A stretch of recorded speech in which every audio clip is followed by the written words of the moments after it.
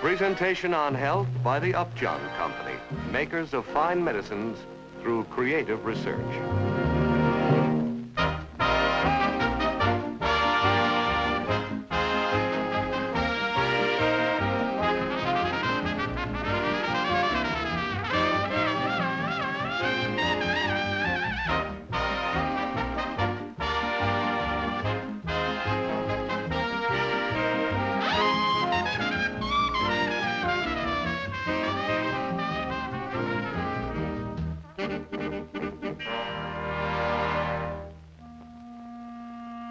This equilateral triangle is a symbol of the modern idea of the health of man. It has a physical side, a mental side, and a social side.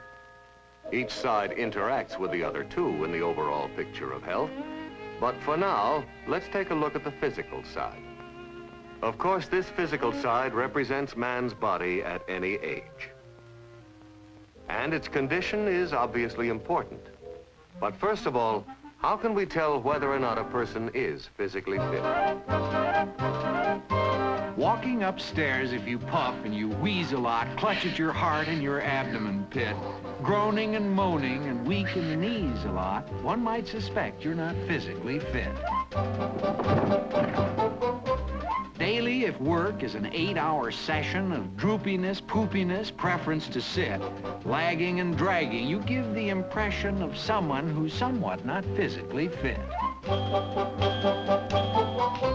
While at the pool, do you look like a jelly drop? When children point at you, are you chagrined? Go ahead, fatso, let's see the old belly flop. Splash out the water and knock out your wind. If you feel, act, or look sub or abnormally, making a target for some joker's wit, may we suggest in a manner informally, possibly you are not physically fit. Of course, the next question for man is, what is necessary for physical fitness? Since man is an animal, we can find some of the answers by observing animals in nature. Exercise is part of the daily routine of most animals because they have to move about to obtain the necessities of life. For example, there is the everlasting problem of trying to find a meal, or trying to avoid being one.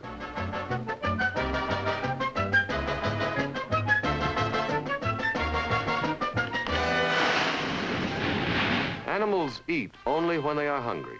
Instinct tells each one what kind of food should be eaten, but instinct also warns them not to overeat.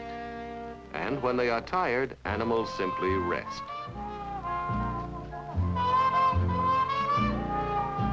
For physical fitness, a human being must meet the same requirements: rest, proper food, and exercise.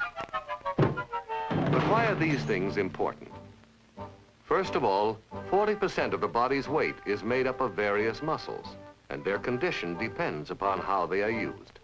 Here, a muscle in the arm serves as an example. Like any muscle that moves a part of the body, it is a bundle of long, elastic, fiber-like cells.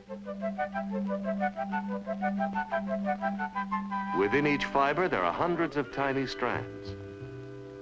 When stimulated by impulses from a nerve, they telescope together, making the muscle fibers shorter. The contraction of a number of fibers causes the muscle to exert force, raising the forearm. Now, if the muscle regularly has to raise a little extra weight and then is given a resting period, a very interesting thing happens. In each fiber, the number of tiny strands actually becomes greater, giving it more power. Of course, increasing the strength of each fiber will make the whole muscle stronger and give it more endurance. In addition, the muscle will have better tone, a little more tension, like a finely tuned violin string. Regular activity has the same effect on every muscle, but it does things for other parts of the body too. The body contains miles of veins, arteries, and capillaries, through which blood is pumped continuously by a very special muscle, the heart. The heart muscle must work even when the body is inactive. But when the body is exercised, the heart pumps harder and faster to supply more blood. And like any muscle, it too becomes stronger when it has a little extra work to do. Furthermore, where arteries and veins join muscle tissue, exercise actually causes the networks of tiny capillaries to increase. This makes them better able to supply food and oxygen used by the muscles for energy. But when any muscle is exercised, waste products are formed faster than they can be carried away. As these wastes accumulate, the muscle becomes less efficient, and we feel tired. The muscle must be inactive for a time so that it can be cleansed of wastes and resupplied with food and oxygen. This is the reason that rest is essential.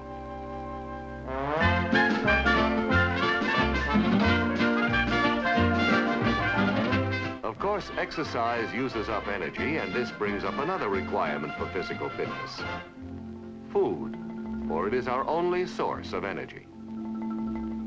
Food must furnish other essentials too, for growth, repair, and regulation of the body.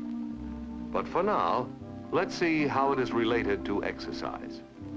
Every food contains energy locked within it, and when the food is eaten, the energy becomes available to the body. When this available energy is equaled by energy used up in activity, there is a state of balance. But if activity becomes less, over a period of time, the same amount of food will tip the scale, with one inevitable result: overweight. The balance can be restored by either reducing the amount of food or increasing activity, or a bit of both. This isn't always easy, but for physical fitness, it is essential. Hey, kids, you're not falling for that old physical fitness routine, are you? Who needs it? These are modern times. Let me give you the picture. Listen, we got lawnmowers that run automatically. You can flake out while you're doing your yard. Even at work, you don't work too fanatically. Turn on the power and then disregard. Sidewalks and stairways, they move while you stand on them. Everyone rides, no one walks anymore. Washing the dishes, you don't lay a hand on them. Flick on a switch and relax and ignore. Motorization makes golfing less bothersome. 36 holes doesn't tire your feet. Doors of garages, which teed off your father some, now can be raised while you're in the front seat.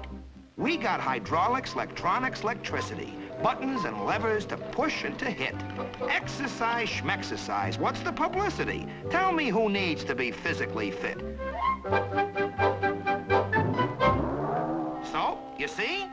What if you don't get a lot of exercise? And suppose you are a little chubby? What's to worry about? Man's modern society has indeed overcome much of the necessity for physical effort, but his body has not. Without enough activity, muscles become flabby and quickly lose their tone.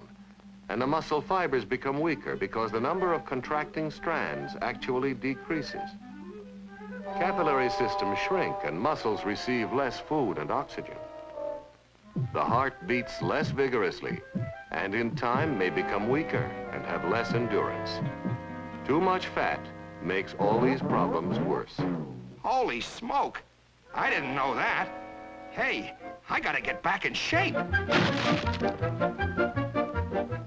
The person who has allowed himself to reach a poor physical state should take care to rebuild his body gradually. The weekend athlete who tries to regain fitness too quickly or too strenuously may end up even worse off than before. Now he tells me. Of course, lack of physical fitness may not always bring such dire consequences, but at any age it can mean that individuals simply can't do many things they would enjoy. If the physical side of the health triangle is weak, the other sides can be affected. For example, not being accepted because of unattractive appearance can damage the social side. Lack of vitality can bring dullness of the mind and weaken the mental side. But when the physical side is fit, the other sides are strengthened.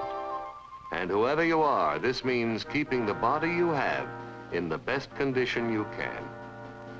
This is especially important in youth because the body is still growing, but also future years can reflect carelessness now in developing good habits of exercise, rest, and proper diet.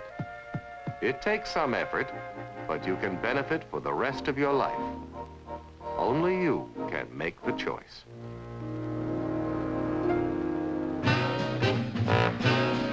The health of man is like an equilateral triangle, completely dependent on the length and strength of each side.